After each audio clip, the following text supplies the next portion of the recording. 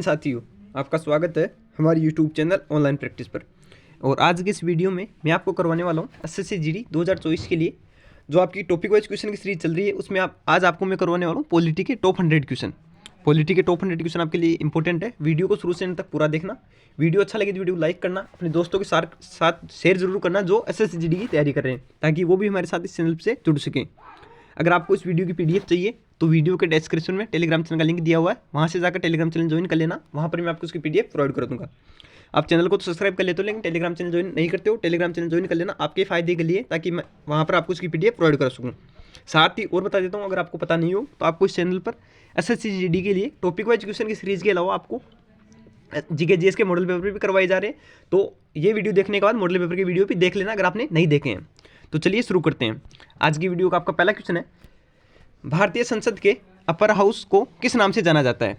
तो इसका आपके आंसर हो जाएगा ऑप्शन ए राज्यसभा। राज्यसभा को अपर हाउस के नाम से भी जाना जाता है।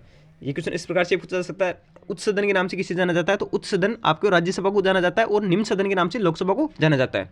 एक इंटरेस्टिंग क्वेश्चन बता देता हूँ, कई बार पूछा गया है, भारतीय संसद का प्राथमिक सदन किसे कहा जाता है? एक क्वेश्चन कई बार कंफ्यूज अगर आप कर दे तो राज्यसभा, राज्यसभा नहीं होगा, इसका आंसर होगा आपके लोकसभा। अगर पूछा जाए जो भारतीय संसद है इसका प्राथमिक सदन कौन सा है, तो भारतीय संसद का प्राथमिक सदन लोकसभा होता है।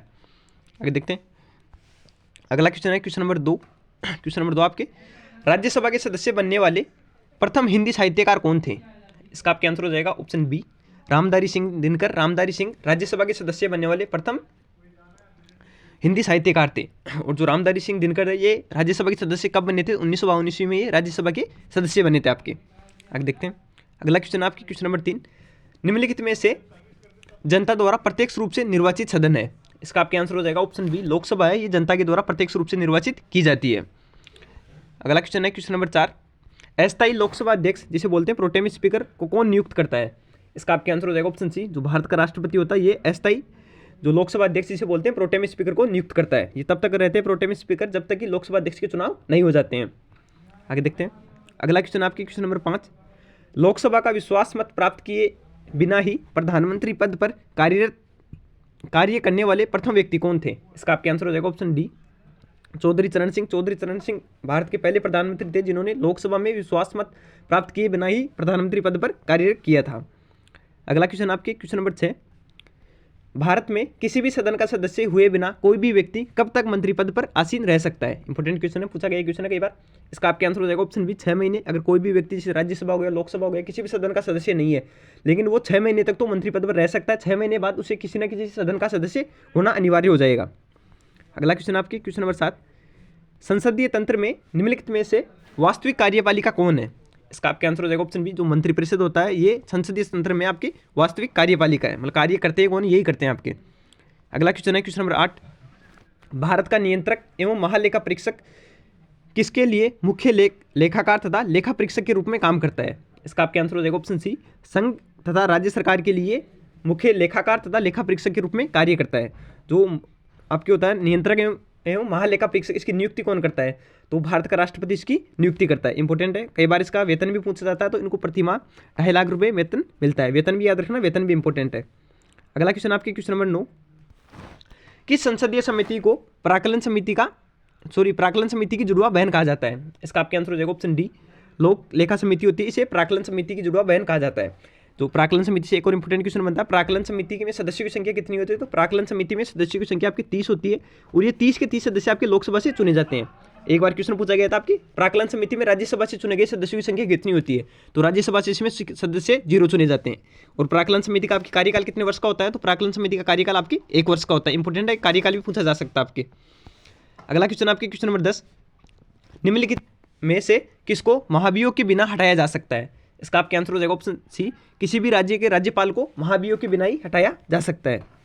अगला क्वेश्चन आपके क्वेश्चन नंबर 11, भारतीय संविधान सभा का गठन कब हुआ था? इंपॉर्टेंट क्वेश्चन है, इसका आपके आंसर हो जाएगा ऑप्शन सी 9 दिसंबर 1946 को भारतीय संविधान सभा का गठन हुआ था।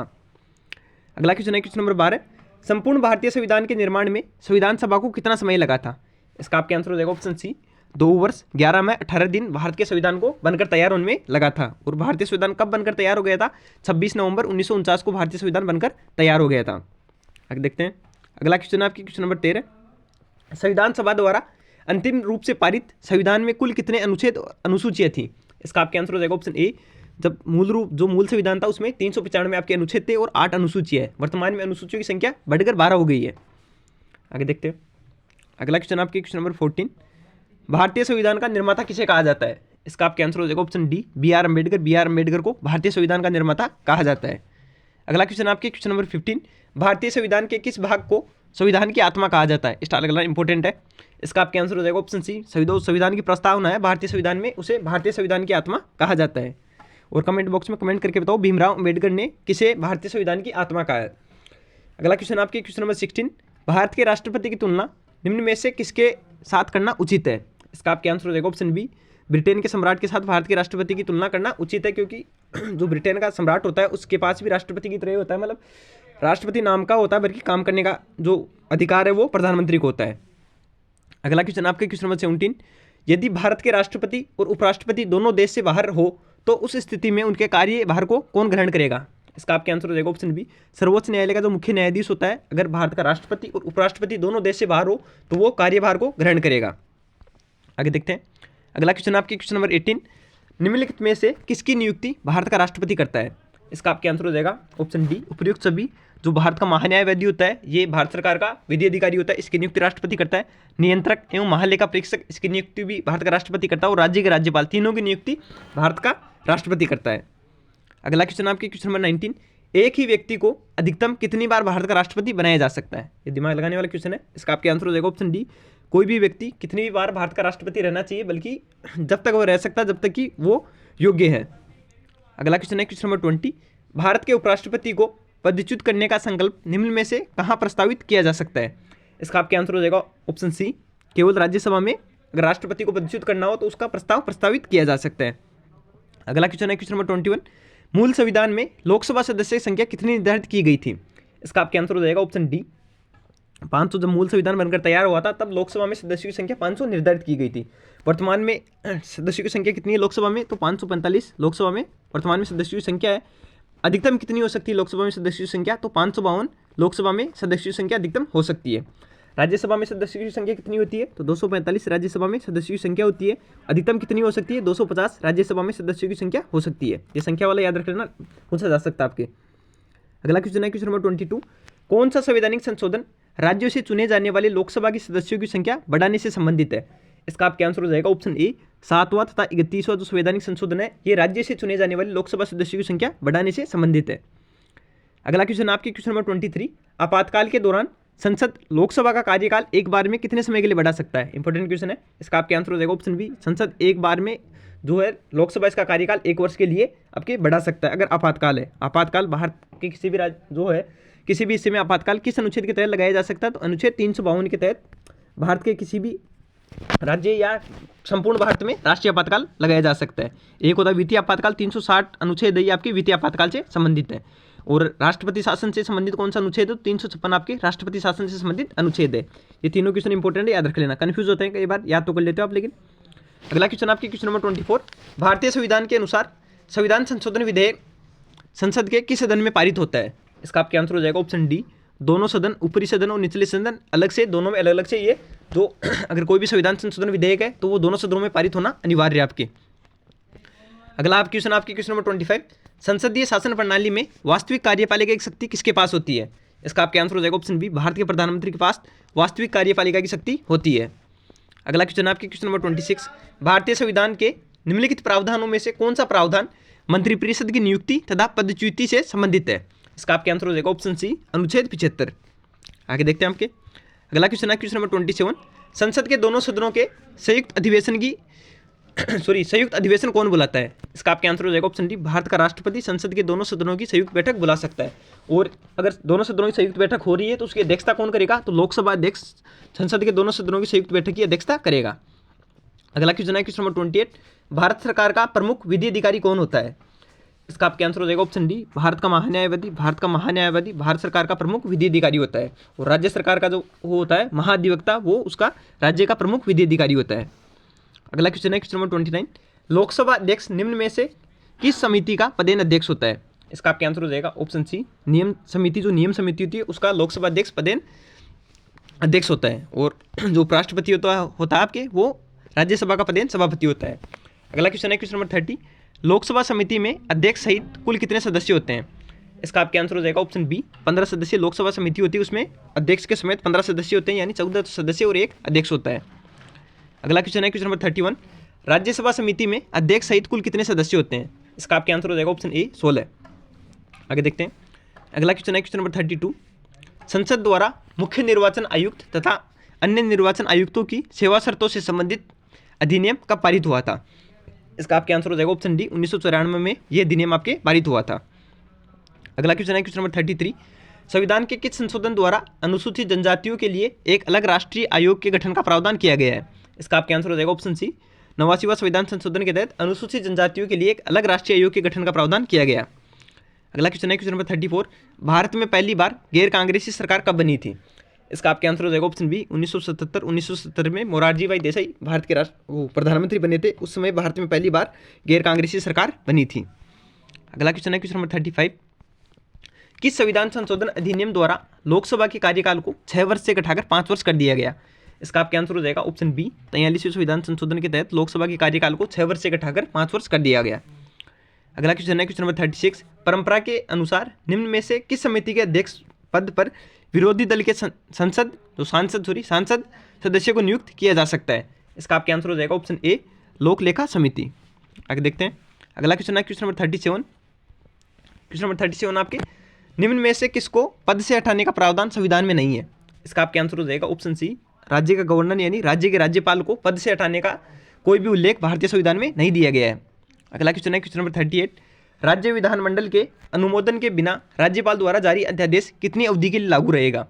इसका आपका आंसर हो जाएगा ऑप्शन बी, 6 सप्ताह। अगर राज्यपाल कोई भी अध्यादेश जारी करता है राज्य विधानमंडल के अनुमोदन के बिना, तो वो 6 सप्ताह के लिए आपके मान्य रहेगा। आगे देखते हैं। अगला क्वेश्चन है क्वेश्चन नंबर 39, संसद का विशेष सत्र कौन बुलाता है? इसका आपका आंसर हो जाएगा ऑप्शन ए, भारत का राष्ट्रपति संसद का विशेष सत्र बुलाता है। अगला क्वेश्चन है क्वेश्चन नंबर 40, संसद के 2 सत्रों के मध्य अधिकतम अंतराल डेढ़ से ज़्यादा नहीं होना चाहिए? इसका आपका आंसर हो जाएगा ऑप्शन बी, संसद के 2 सत्र होते हैं, उनमें जो अंतराल है वो 6 माह से ज़्यादा नहीं होना चाहिए। अगला क्वेश्चन है क्वेश्चन नंबर 41, एक कैलेंडर वर्ष में संसद का कितना सत्र होना अनिवार्य है? इसका आपका आंसर हो जाएगा ऑप्शन सी, 2। अगर एक कैलेंडर वर्ष हो गया उसमें संसद के 2 सत्र होना अनिवार्य है। अगला क्वेश्चन है क्वेश्चन नंबर 42, लोकसभा में सदन का नेता कौन होता है? इसका आपका आंसर हो जाएगा ऑप्शन बी, भारत का प्रधानमंत्री लोकसभा में सदन का नेता होता है। अगला क्वेश्चन है क्वेश्चन नंबर 43, संसद के सदन को बुलाने और सत्रावसान करने या लोकसभा को भंग करने की शक्ति किसके पास होती है? इसका आपका आंसर हो जाएगा ऑप्शन ए, भारत के राष्ट्रपति के पास लोकसभा को भंग करने की शक्ति होती है। अगला क्वेश्चन है क्वेश्चन नंबर 44, निम्न में से कौन जनता द्वारा सीधे चुने जाते हैं? इसका आपका आंसर हो जाएगा ऑप्शन ए, लोकसभा के सदस्य होते हैं, ये जनता के द्वारा सीधे चुने जाते हैं। अगला क्वेश्चन है क्वेश्चन नंबर 45, राष्ट्रपति साहित्य, कला, विज्ञान और समाज सेवा के विभिन्न क्षेत्रों से जुड़े अधिकतम कितने लोगों को राज्यसभा के लिए नॉमिनेट या मनोनीत कर सकता है? इसका आपका आंसर हो जाएगा ऑप्शन डी, राज्यसभा के लिए जो राष्ट्रपति होता है वो 12 सदस्यों को मनोनीत कर सकता है। अगला क्वेश्चन है क्वेश्चन नंबर 46, सभी राज्यों के लिए एक उच्च न्यायालय होगा, यह प्रावधान किस अनुच्छेद में दिया गया है? इसका आपका आंसर हो जाएगा ऑप्शन ए, जो संविधान का अनुच्छेद 214, इसके तहत प्रत्येक राज्य में एक उच्च न्यायालय होगा। अगला क्वेश्चन है क्वेश्चन नंबर 47, कौन सा अनुच्छेद उच्च न्यायालय को मौलिक अधिकारों और अन्य कानूनी अधिकारों को लागू करने के लिए रिट जारी प्रदान करने का अधिकार देता है? इसका आपका आंसर हो जाएगा ऑप्शन डी, अनुच्छेद 226 के तहत जो उच्च न्यायालय होता है वो किसी भी मामले में रिट जारी कर सकता है आपके। अगला क्वेश्चन है क्वेश्चन नंबर 48, संविधान का कौन सा अनुच्छेद राज्यपाल को जिला न्यायाधीश की नियुक्ति की शक्ति प्रदान करता है? इसका आपका आंसर हो जाएगा ऑप्शन ए, अनुच्छेद 233 के तहत जो जिला न्यायाधीश है उसकी नियुक्ति राज्यपाल करेगा। अगला क्वेश्चन है क्वेश्चन नंबर 49, संविधान के किस अनुच्छेद में पंचायतों और नगर पालिकाओं के गठन का प्रावधान किया गया है? इसका आपका आंसर हो जाएगा ऑप्शन सी, अनुच्छेद 243। 50वां क्वेश्चन है, 50 क्वेश्चन और बचे। किस अनुच्छेद के तहत संसद को देश के किसी भी हिस्से के लिए और विधानसभा को राज्य के किसी भी हिस्से के लिए कानून बनाने का अधिकार है? इसका आपका आंसर हो जाएगा ऑप्शन सी, अनुच्छेद 245 के तहत जो आपकी संसद है ये देश के किसी भी हिस्से के लिए और विधानसभा है राज्य के किसी भी हिस्से के लिए कोई भी कानून बना सकती है।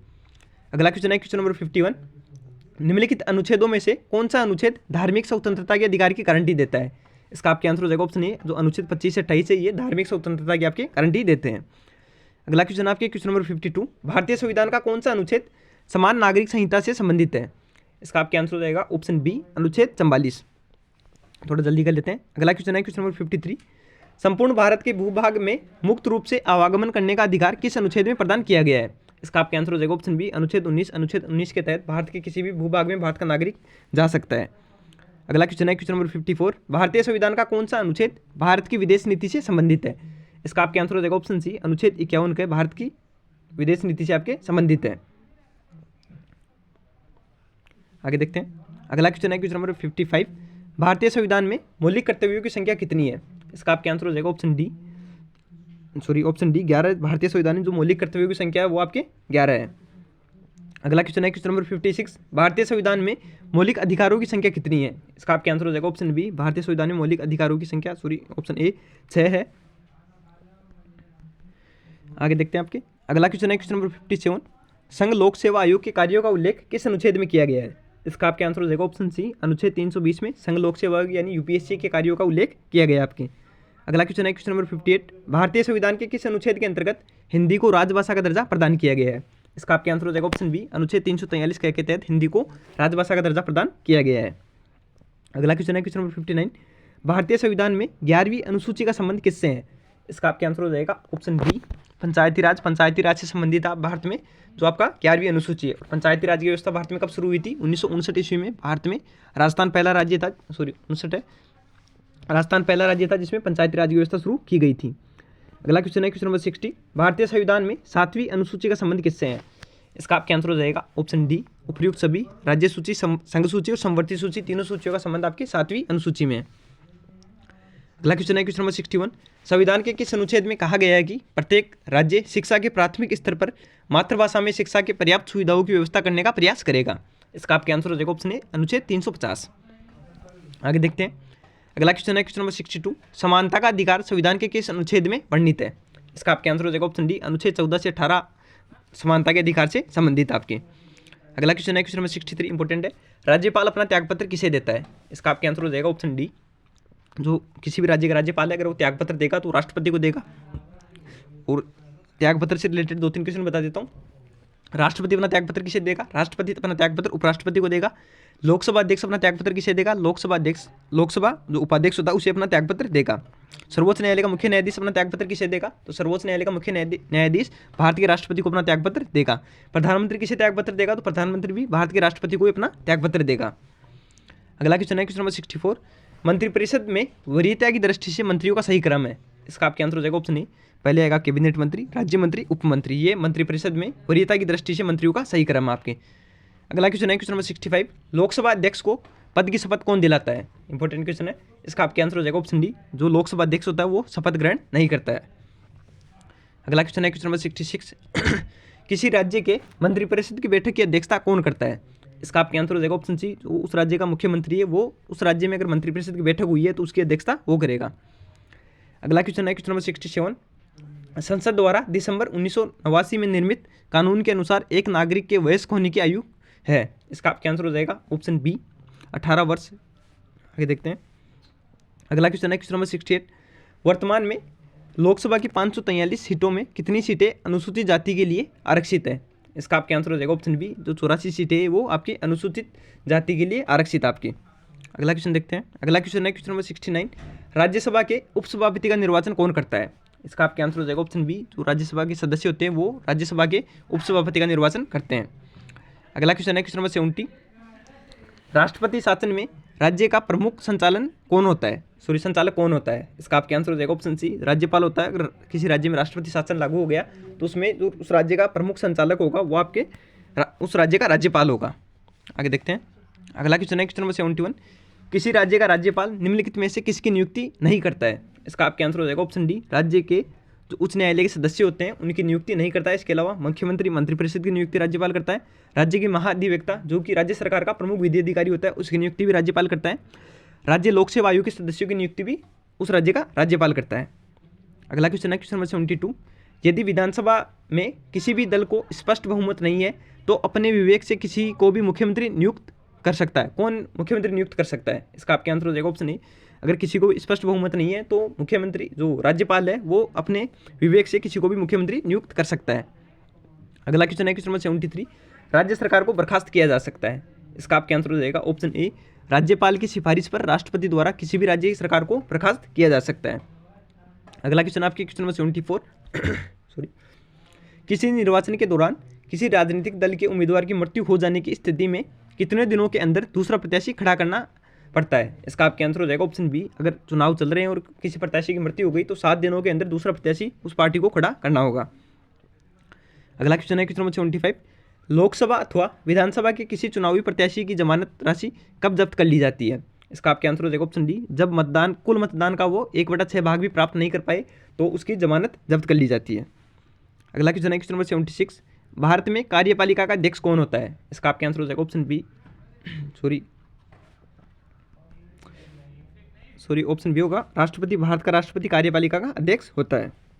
अगला क्वेश्चन है क्वेश्चन नंबर 77, क्वेश्चन नंबर 77 आपके, किस अनुच्छेद के तहत राष्ट्रपति तथा उपराष्ट्रपति के निर्वाचन से संबंधित विवाद का निर्णय उच्चतम न्यायालय द्वारा करने का प्रावधान संविधान में किया गया है?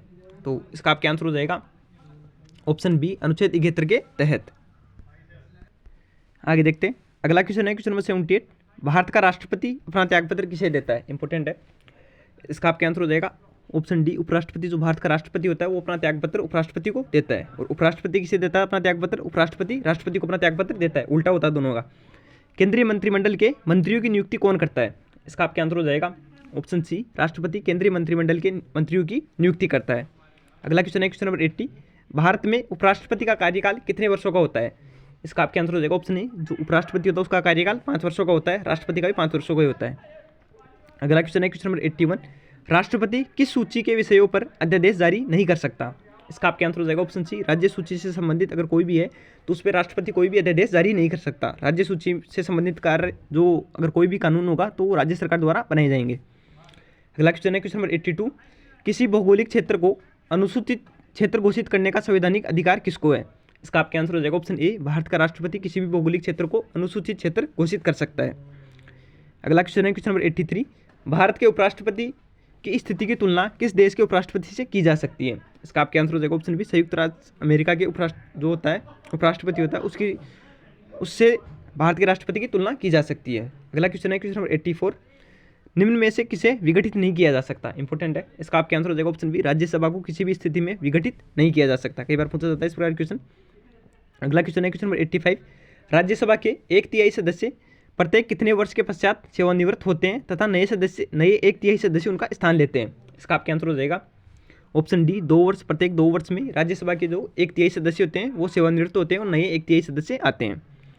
अगला क्वेश्चन है क्वेश्चन नंबर 86, निम्नलिखित में से किसके संबंध में राज्यसभा को लोकसभा की अपेक्षाकृत अधिक अधिकार प्राप्त है? इसका आपका आंसर हो जाएगा ऑप्शन सी, नई अखिल भारतीय सेवाओं का गठन से संबंधित राज्यसभा को लोकसभा की जो है अपेक्षाकृत अधिक अधिकार प्राप्त है आपके। अगला क्वेश्चन है क्वेश्चन नंबर 87, भारत में लोकसभा किसका प्रतिनिधित्व करता है?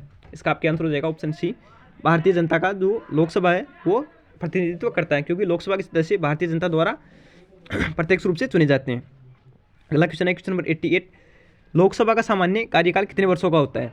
इसका आपका आंसर हो जाएगा ऑप्शन डी, 5 वर्षों का लोकसभा का सामान्य कार्यकाल आपके 5 वर्ष का होता है। आपातकाल में ये चेंज किया जा सकता है। अगला क्वेश्चन है क्वेश्चन नंबर 89, लोकसभा अध्यक्ष अपना त्यागपत्र किसे देता है? तो त्यागपत्र वाले मैंने आपको पहले बता दिया, लोकसभा अध्यक्ष होता है वो लोकसभा उपाध्यक्ष को अपना त्यागपत्र देता है। अगला क्वेश्चन है क्वेश्चन नंबर 90, लोकसभा के अध्यक्ष को कैसे हटाया जा सकता है? इसका आपका आंसर हो जाएगा ऑप्शन बी, लोकसभा के सभी सदस्यों के बहुमत से पारित संकल्प के द्वारा लोकसभा के अध्यक्ष को उसके पद से हटाया जा सकता है। अगला क्वेश्चन है क्वेश्चन नंबर 91, भारत में किसी भी विधेयक को धन विधेयक कौन प्रमाणित करता है? स्टार लगाना इंपॉर्टेंट है। इसका आपका आंसर हो जाएगा ऑप्शन सी, जो लोकसभा अध्यक्ष है कोई भी विधेयक धन विधेयक है या नहीं है ये लोकसभा अध्यक्ष ही प्रमाणित करता है आपके। अगला क्वेश्चन है क्वेश्चन नंबर 92, एक गैर सदस्य के रूप में कौन संसद के किसी भी सदन की कार्यवाही में भाग ले सकता है?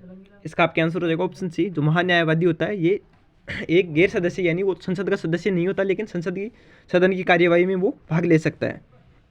अगला क्वेश्चन है क्वेश्चन नंबर 93, संसद की कौन सी समिति नियंत्रक एवं महालेखा परीक्षक की रिपोर्टों या प्रतिवेदनों की समीक्षा करता है? इसका आपका आंसर हो जाएगा ऑप्शन डी, लोक लेखा समिति। आगे देखते हैं। अगला क्वेश्चन है क्वेश्चन नंबर 94, परिसीमन आयोग का अध्यक्ष कौन होता है? इसका आपका आंसर हो जाएगा ऑप्शन ए, मुख्य चुनाव आयुक्त परिसीमन आयोग का अध्यक्ष होता है। आगे देखते हैं। अगला क्वेश्चन है क्वेश्चन नंबर 95, राष्ट्रपति के त्यागपत्र की सूचना उपराष्ट्रपति किसको देता है? इसका आपका आंसर हो जाएगा ऑप्शन सी, लोकसभा अध्यक्ष को। अगर भारत का राष्ट्रपति अपना त्यागपत्र देता है तो उपराष्ट्रपति सबसे पहले उसकी सूचना लोकसभा के अध्यक्ष को देता है। अगला क्वेश्चन है क्वेश्चन नंबर 96, संविधान का अतिक्रमण करने पर राष्ट्रपति को किस अनुच्छेद के अंतर्गत महाभियोग द्वारा हटाया जा सकता है? इसका आपके आंसर हो जाएगा ऑप्शन ए, अनुच्छेद 61 के तहत भारत के राष्ट्रपति को महाभियोग के द्वारा हटाया जा सकता है। अगला क्वेश्चन है क्वेश्चन नंबर 97। निम्नलिखित में से किसकी नियुक्ति भारत का राष्ट्रपति द्वारा नहीं की जाती? इसका आपके आंसर हो जाएगा ऑप्शन ए, लोकसभा अध्यक्ष की नियुक्ति भारत के राष्ट्रपति द्वारा नहीं की जाती। इसके अलावा भारत में जो मुख्य न्यायाधीश है उनकी नियुक्ति की जाती है, सेना प्रमुख और भारत के महान्यायवादी, तीनों की नियुक्ति भारत के राष्ट्रपति द्वारा की जाती है। अगला क्वेश्चन है क्वेश्चन नंबर 98। राष्ट्रपति के चुनाव में कौन भाग ले सकता है? इसका आपके आंसर हो जाएगा ऑप्शन सी, उपयुक्त दोनों। संसद के दोनों सदनों से सदस्य निर्वाचित होते हैं, वो राष्ट्रपति के चुनाव में भाग ले सकते हैं। राज्य विधानसभा के निर्वाचित सदस्य भी राष्ट्रपति के चुनाव में भाग ले सकते हैं। अगला क्वेश्चन है क्वेश्चन नंबर 99। क्या राष्ट्रपति लोकसभा की भांति राज्यसभा को भी भंग कर सकता है? ये क्वेश्चन मैंने आपको पहले बताया था, इस तरह से ये क्वेश्चन पूछा जाता है। इसका आपके आंसर हो जाएगा ऑप्शन बी, राष्ट्रपति लोकसभा को भंग कर सकता है लेकिन राज्यसभा को भंग नहीं कर सकता है। आज की वीडियो का आखिरी क्वेश्चन देखते हैं, क्वेश्चन नंबर 100। भारतीय संविधान के किस अनुच्छेद में लोकसभा के गठन का प्रावधान किया गया है?